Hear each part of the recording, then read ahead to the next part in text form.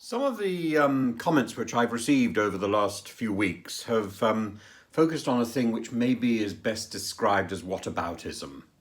What about Kosovo? What about Iraq? What about Afghanistan? And how can I criticize the Russia if I support the USA? I mean, it's extraordinarily presumptuous, and this argument anyway is old and it's not applicable to me. I am not a strong supporter of any of these campaigns. Maybe I am a supporter in some form of Kosovo, but that is different. I'm not a great supporter of the Iraq campaign. I think the Afghanistan campaign was messed up from the beginning. I'm not American. I'm not an advocate for NATO, and so on.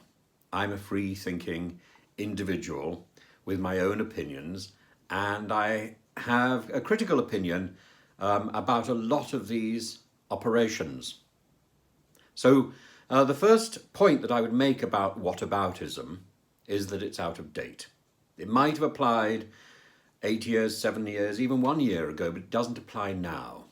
Because now we're in a full-scale Second World War type aggressive operation against a democracy and a stable, peace-loving country. And there is no comparison with the former peacekeeping operations, the targeted killings, the counter-terrorism, the campaigns, or indeed the wars against non-democratic countries run by warlords or terrorists, run by drug lords. It's foolish to apply this argument of whataboutism to me, assuming that I am an ambassador for the US or an ambassador for NATO. I'm neither. It is specious and I cannot be caught out. I cannot be held to account by this sort of duality or double standards argument. Let's take this a little bit further, because it's also a foolish argument for this reason. Most of the people who level this against me, I think, are against the US-led operations, the bombing of Kosovo, to stop the genocide, or the American surge in Iraq, or in Syria, or in Afghanistan. If they think then that these are bad operations, surely they recognize that Russia is doing a similar thing in Ukraine. Then logically, they should be against the Russian operation too. So whataboutism is deeply flawed and foolish, both in the way it's formed and in the way it is directed.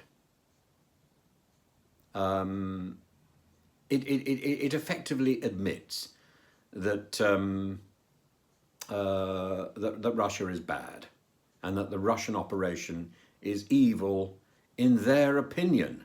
And that's not what it's intended to do. It's intended to belittle and to ridicule me. Now, whether you support the US operations or not, you can still, in fact, I think, be against the operation by Russia in the Ukraine. If you're for the American or the NATO or UN-led operations in the past, then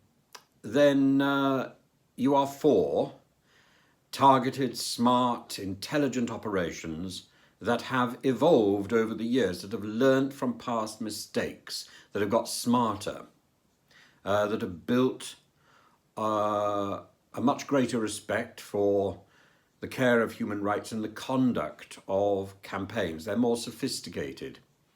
They work on principles of proportionality and distinction.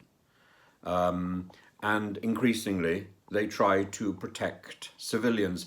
So each war that has taken place by NATO, by the UN, by the US, is followed by a dissection of what happened and an attempt to learn how to do it better, how to protect civilians particularly better. That is not what we are seeing in the Ukraine from the Kremlin forces there. What we see is massive civilian casualty, indiscriminate and foolish targeting, as well as a ban on observers coming in, and huge numbers of Ukrainians being moved into Russia and across the country. We also see in Russia a news blackout, an extraordinary attempt to propagandize what news does leak out and to paint completely fake pictures.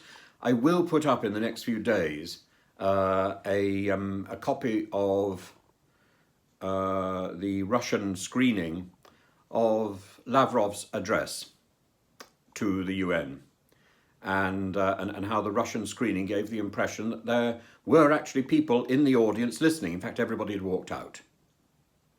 So the Russian television is screening something different to what is what is reality. We know, and we also know that Russian television has that track record. I know particularly because I was a victim of that. So all our efforts, all the efforts of the West, all the efforts, oddly, of Russia have come to nothing. Because Russia has been involved in these debriefing sessions in the UN. Russia has been involved. Russia has been part of that process.